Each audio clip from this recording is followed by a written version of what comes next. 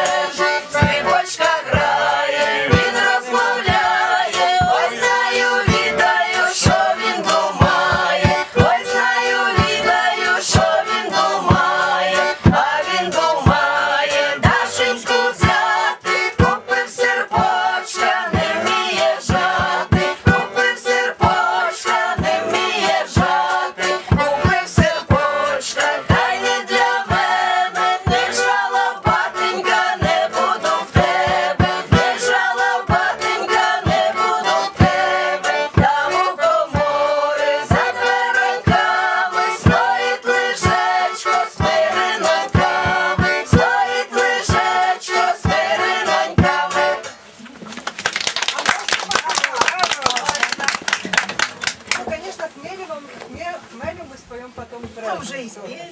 Спели, да? Ну, может, что-нибудь о нем расскажете, разговорный жанр, чуть-чуть, что-нибудь. Ну так, на свадьбах же такое бывает. Ну да.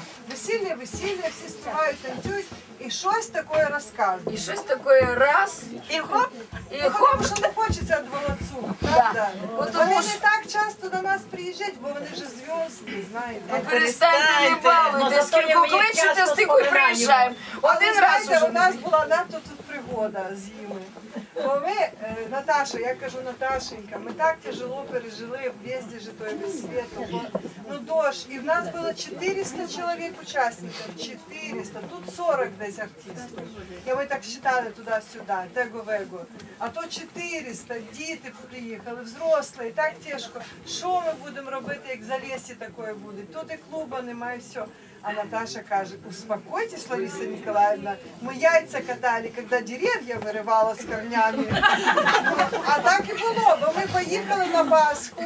Слухайте, їдемо, вирішили катати ті яйця. Ну, щоб, знаєте, щось робити на другий день Пасхи. Ми зарані приглашаємо, ми будемо знов катати. На другий день Пасхи, в понеділок, після роботи, бо ми робимо, до 5:30 робимо, потім катаємо. Слухайте, що робимо?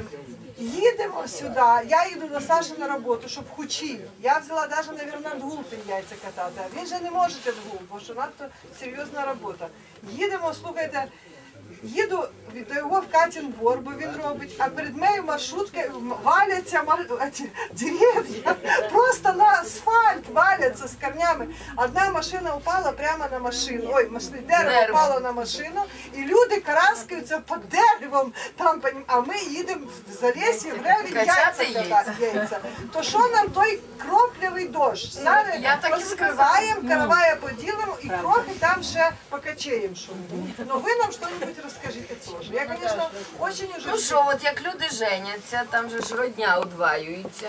Ну там от родня молодеї, родня молодого. І вже ж нові члени сім'ї появляються, вже у молодеї появляється свекруха, у молодого появляється тьоща. І вже одному Богу ізвісно, будуть вони їх мама називати чи не будуть. Це вже життя покаже, як себе тьоща поведе. Що ти виглядаєш, моя тьоща? Тьоща. Нормально я себе веду, як тьоща. Як тебе зять називає? Здравствуйте, мама. Часом мама, А часом Тетяна а Дмитрівна? часом пропускає якось. Я сама так робила, як пішла замуж. От тяжко було назвати маму. Я пропускала. Вона настільки стала моєю мамою, що просто по-другому її не хотілося називати. І настільки вона мене любила і шкодувала, що зараз от її не стало в цьому году. І просто чувствую, як їй не вистачає, як от, щоб вона за мене захилитись за її. І поняла, наскільки я її не дошкодувала. З цією целью Ну тебе... ти сказала про тещу, я розумію. Я, кстати, Я про свою всегда свекруху до сих пор кажу, як моя свекруха каже. Тому що вона я жива, вийшла замуж, воно ж було, воно і то я. Не шити, не пороти, слухайте. Мене так любили, що мені ниць не давали робити. Я вийшла замуж 18 літ. Ну що воно там уміло? Ниць. А свекруха в мене була така робоча баба, вона з-під себе землю рвала. І вона перших пару літ на моєго мужа, на Сашку, казала, Саша, вона з Лунєччини казала, візьми ти її да попобій. Що вона в тебе спить до 12? А я вийшла замуж, сразу забеременела, мені спати. І я на 12 на роботу, в 11 на роботу я просипала. Вона казала, візьми ти її да попобій. Що вона в тебе просипає на 12 на роботу? Ну, Саша якось сказав їй, що, мамо, я не буду її бити, і так більше не говорити, і от, слава Богу, вже 25 років живемо. Но, и вот уже я в этом году тоже стала свекрухою. И когда вдруг я на своего сына, ще до свадьбы, буквально за пару дней, я сказала щось про невістку, а мой